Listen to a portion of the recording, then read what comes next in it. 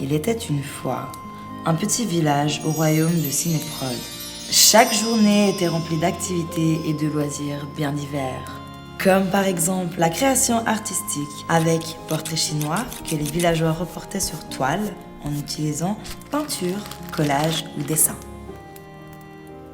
Ils confectionnaient leurs propres cahiers de bord pour y noter des histoires qu'ils avaient inventées durant l'atelier d'écriture. L'art est une ligne autour de Le plaisir se ramasse, la joie se cueille et le bonheur se Les erreurs d'aujourd'hui sont ma force. de Personne demain. n'est trop vieux pour se fixer un nouvel objectif ou réaliser de nouveaux rêves.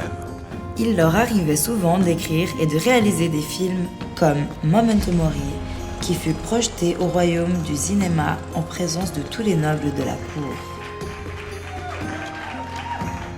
Un jour, le sage de démarche demanda au royaume de Cinéprode de leur créer une carte car il voulait souhaiter ses meilleurs vœux de fin d'année aux royaumes alentours.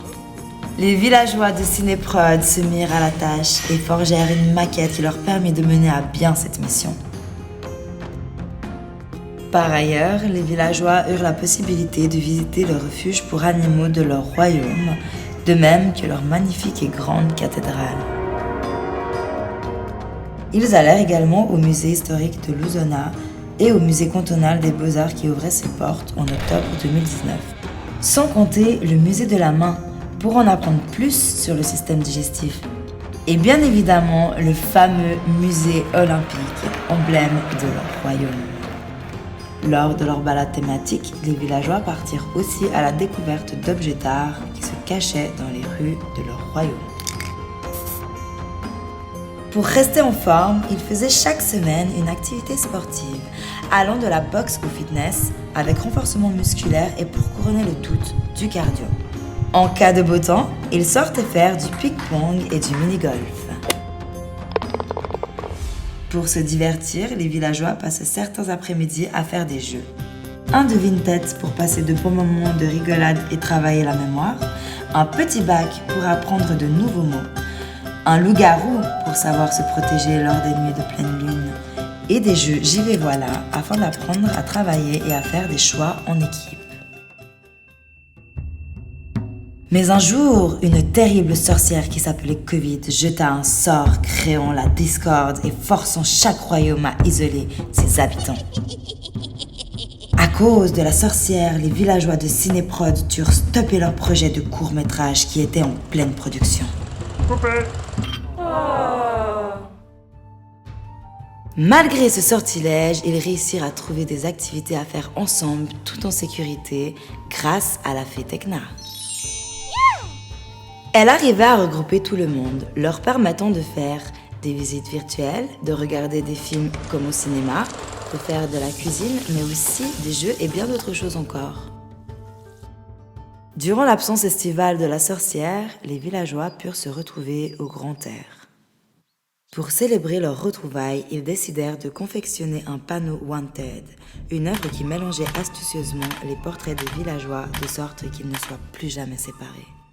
Ils purent reprendre leur activité avec des semaines thématiques, faisant venir des personnalités telles que la représentante du Bureau de l'égalité entre les femmes et les hommes de la ville de Lausanne ou encore une nutritionniste engendrant ainsi de nombreux débats. Ils eurent même la possibilité d'aller voir un spécialiste en permaculture et visiter une ferme au royaume de Roverea. La vie reprenant son cours, les villageois de Cinéprode décidèrent de confectionner un bon repas de saison qu'ils dégustèrent tous ensemble.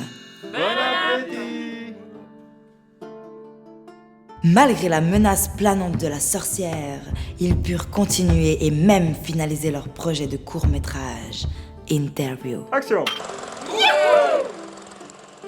Pour pallier au chaos et à l'agressivité que la sorcière avait semé avec son sort, les villageois en apprirent plus sur les émotions et la communication non violente. Cela leur permit de passer de royaume en royaume, l'esprit apaisé, toujours prêts à partager leurs expériences et à tisser des liens avec les autres. La vie au royaume reprenait aussi vite que possible, mais aussi lentement que nécessaire, même si le sortilège était toujours présent.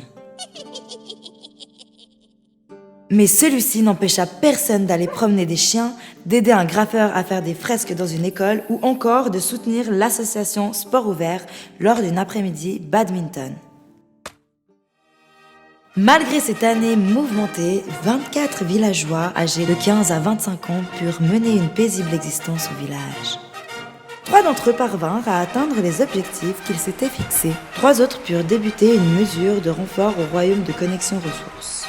Une d'entre elles déboucha sur la signature d'un contrat d'apprentissage.